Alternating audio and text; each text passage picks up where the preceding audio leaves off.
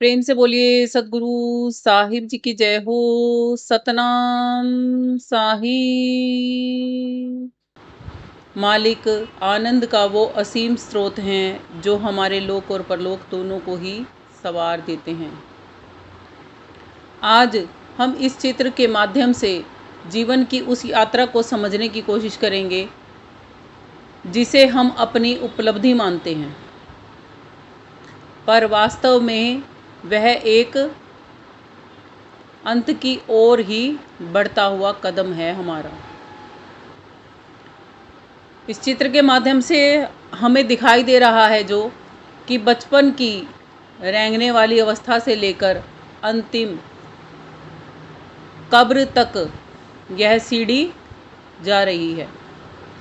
वह हमें क्या संदेश दे रही है, इस पर हम आज प्रकाश डालेंगे। यूँ तो इसमें लिखा भी है, जब आप चित्र को देखोगे तो आपको समझ में आएगा। इस पर लिखा है जीवन का अर्थ आखिर क्या है। क्वेश्चन मार्क है ना एक, कि जीवन का अर्थ आखिर क्या है। क्या बचपन में पैदा हुए, जब गुडलिए चले, फिर खड़े होकर चलना सीखे, फिर प्राथमिक शिक्षा अध्ययन किया हमने, माध्यमिक शिक्षा अध्ययन किया, हाई स्कूल की एजुकेशन ली, फिर कॉलेजों में गए, फिर समाज में प्रवेश किया हमने, माता पिता ने हमारी शादियां कर दी और बच्चे इत्यादि हो गए, कार घर मकान इन सब को बनाने में ऐसा जुट गए, मान प्रतिष्ठा में ऐसा गुम हो गए कि समझ में नहीं आया कि कब बुढ़ापा आ गया और कब हमें बीमारियों ने घेर लिया और अंततः गोहा हमारा प्राणांत हो जाता है। क्या हम यही सब कुछ करने आए थे इस दुनिया में? नहीं। हमें ये मानव का तन केवल मात्र ये यात्रा पूर्ण करने के लिए नहीं मिला कि बचपन हुआ और बुढ़ापा आया और हम चले गए। अक्सर लोग मैंने कहते हुए सुने हैं, जो वृद्धावस्था में गुजरते हैं ना बुजुर्गवार, उनकी मृत्यु पे अक्सर सुनने को मिलती है ये बात कि हाँ भरा पूरा परिवार है, सब सुख साख देख के गए है, चलो भाई अगले की तो जिम्मेवारियां पूरी हो गई। क्या मात्र हम जिम्मेवारियां पूरी करने आए हैं यहाँ? क्या मात्र यही सब कुछ करने आए थे हम यहाँ? नहीं। साहिब तो इतना तक कहते हैं कि मानुष जन्म दुर्लभ अति, मिले ना बारंबार, तरवर से पत्ता झड़े तो बहुर ना लागे डार। और हम इस अनमोल जीवन का कुछ और भी तो उद्देश्य होगा ही ना। जिसको हम उद्देश्य समझ रहे हैं वो उद्देश्य नहीं है हमारे जीवन का। मूल उद्देश्य तो कुछ और है। मूल उद्देश्य है हमारे जीवन का, हमें अपनी आत्मिक पहचान पता होना चाहिए। किस चीज से हमारा शरीर ये चल रहा है उसकी पहचान होनी चाहिए। केवल हमारा शरीर मात्र खाने पीने से, सोने जगने से, गर्मी सर्दी के बचाव से ही नहीं चल रही है। वो असीम सत्ता जो इस शरीर में बैठ के जो श्वास ले रही है और जो छोड़ रही है, जो इस शरीर को छोड़ के चली जाती है, और तब प्राणांत होता है। देखो ना, एक बीमार व्यक्ति कितना बीमार होता है, बीमारी में कराहता भी रहता है कि हे प्रभु अब उठा ले, बस दर्द सहन नहीं होता, तो क्या उसकी मृत्यु आ जाती है? वो तो जब तक के उसके पास श्वासें हैं और जब तक वो आत्मा उस तन में बैठी है तब तक तो उसको जो शरीर चलाना ही पड़ेगा। कबीर साहिब जी के एक भजन के माध्यम से इस चित्र के सभी पहलुओं को हम समझने की कोशिश करेंगे। साहिब का हम भजन लेते हैं। भजन के माध्यम से साहिब हमें समझाते हुए कहते हैं कि रहना नहीं देश बीराना है, बीराना है जी बीराना है। रहना नहीं देश बीराना है, रहना नहीं देश बीराना है। यह संसार कागद की पुड़िया, यह संसार कागद की पुड़िया, बूंद पड़े घुल जाना है, घुल जाना है, घुल जाना है। बूंद पड़े घुल जाना है, रहना नहीं देश बिराना है। यह संसार कांटे की बाड़ी, यह संसार कांटे की बाड़ी, उलझ पुलझ मर जाना है, उलझ पुलझ मर जाना है। रहना नहीं देश बिराना है, बिराना है जी, बिराना है। रहना नहीं देश बिराना है। यह संसार झाड़ और झांखर, यह संसार झाड़ और झांखर, आग लगे बर जाना है, बर जाना है, बर जाना है। आग लगे बर जाना है। रहना नहीं देश बिराना है, बिराना है जी, बिराना है। रहना नहीं देश बिराना है। कहे कबीर सुनो भाई साधो, कहे कबीर सुनो भाई साधो, सतगुरु नाम ठिकाना है, ठिकाना है, ठिकाना है। सतगुरु नाम ठिकाना है। रहना नहीं देश बिराना है, बिराना है जी, बिराना है। रहना नहीं देश बिराना है।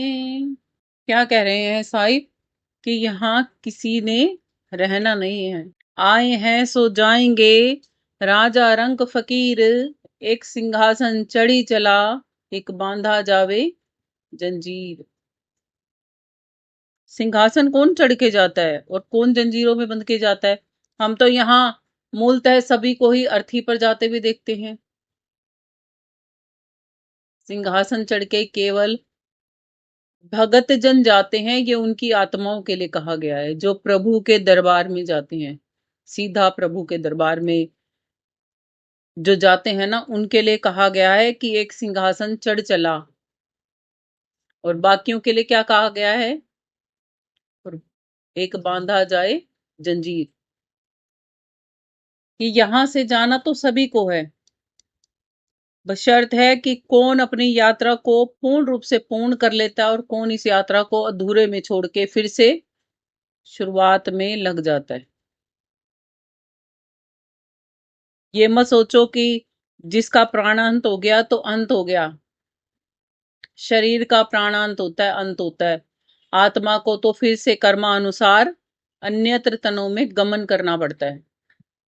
जो चाहता है कि ये आवागमन ही मिट जाए, जो मनुष्य आत्मा ये चाहती है ना कि उसको फिर से जन्म ना लेना पड़े, फिर से त्रास ना झेलनी पड़े, फिर से मृत्यु ना आए, मृत्यु का दर्द ना झेलना पड़े, तो उसको केवल मात्र एक ही सहारा होता है, वो है सतनाम का सहारा, वो है प्रभु का सहारा।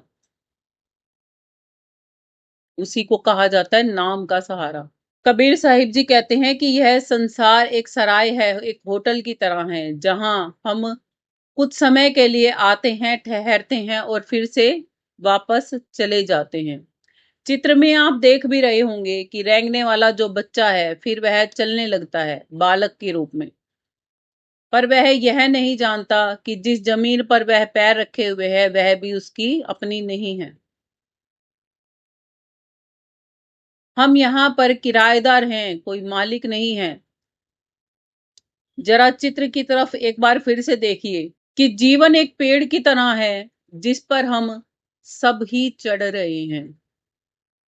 आयु बढ़ रही है ना, तो ये पेड़ भी बढ़ रहा है ना, जीवन रूपी। जब रेंगने वाले बच्चे से हमारी शुरुआत होती है, फिर हम चलना सीखते हैं और उसके बाद हमें लगता है कि हमने दुनिया को जीत लिया। जैसे छोटा बच्चा चलता है ना और खिलखिलाता है, उस जितने हिस्से में उसकी दौड़ होती है ना, उसके लिए वही दुनिया होती है। उसको लगता है बस सब चीज मेरी है, अपनी है, जीत लिया मैंने इन सबको। पर वह भूल जाता है कि ये सीढ़ी की शुरुआत है, अंततः ये उसे वहां ले जाएगी जहां से फिर से उसका इस तन में वापस आना मुमकिन नहीं होगा। इसी बात को समझने के लिए हम एक दृष्टांत लेते हैं। एक बार एक फकीर और एक बादशाह की भेंट होती है। फकीर, क्योंकि रमते होते हैं, वो एक बादशाह के महल में चले जाते हैं, वहां अपना बिस्तर लगाने लगते हैं लेटने के लिए, विश्राम करने के लिए। तो बादशाह बड़े गुस्से में बोलता है, कहता है तुम्हें दिखता नहीं है कि ये मेरा महल है और तुम यहां पर अपना बिस्तर लगा रहे हो, और तुम यहां कर क्या रहे हो? फकीर से राजा, जो बादशाह होता है, वो पूछता है। तो फकीर बड़े शांत भाव से कहता है कि मैं आपसे कुछ पूछना चाहता हूं, आप जवाब दोगे? तो कहता हाँ पूछो। बादशाह से जब फकीर प्रश्न करता है, तो फकीर का प्रश्न होता है, आपसे पहले यहाँ राज्य कौन चलाता था? तो बादशाह ने बड़ी शान से जवाब दिया कि हमारे पिताश्री चलाते थे। फिर फकीर ने पूछा, और उनसे पहले? उन्होंने कहा, कितना मूर्खता भरा प्रश्न है, उनसे पहले हमारे दादाजी चलाते थे। फकीर मुस्कुराया और बोला, राजन, यहाँ लोग आते हैं और कुछ समय के लिए ठहरते हैं और फिर चले जाते हैं। ये महल भी तो एक सराय है जिसमें पहले आपके दादाजी रहते थे, फिर आपके पिताश्री रहते हैं, और अब आप रहते हो। आपके जाने के पश्चात यहाँ आपके पुत्र इत्यादि रहेंगे। तो ये तो बेगाना हुआ, महल आपका अपना कैसे हुआ? राजा इस बात को सुन के स्तब्ध रह जाता है। और हम भी ऐसे ही हैं, अपने अपने मकानों में, अपने अपने महल अटारियों में हम भी उसी राजा की भांति हैं। हमें भी जग के समझना चाहिए कि यहाँ चिर स्थायी आनंद कभी नहीं मिल सकता, वो तो केवल परमात्मा की शरणागति में ही मिल सकता है। कबीर साहिब जी कहते हैं, कबीरा खड़ा बाजार में लिए लुकाटी हाथ, जो हर जा रे आप ना चले हमारे साथ। कबीर साहिब जी कहते हैं कि वो बाजार में खड़े हैं। किसके बाजार में खड़े हैं? इस बेगाने बाजार में खड़े हैं, मोह ममता रूपी बाजार में खड़े हैं। और कहते हैं, जो इस मोह रूपी, अज्ञानता रूपी संसार को छोड़ने को तैयार है ना, जो घर बारे आपना, जो इस बेगाने देश में इस मोह माया के बंधन को तोड़ के आगे चलने को तैयार है ना, केवल मात्र वो मेरे साथ चल सकते हैं।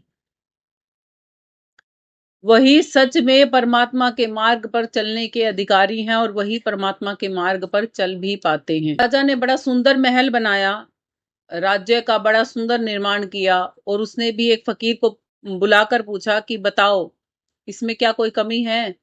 तो फकीर ने कहा कि हाँ, इसमें दो बहुत मुख्य कमियां हैं। पहली कमी तो यह है कि जो ये राज्य आपने बसाया है, जो ये किला आपने बनाया है, ये एक दिन खंडर हो जाएगा। और दूसरी इसमें कमी ये है कि जिसने ये बनाया है वो भी इसमें सदा के लिए वास नहीं कर सकेगा।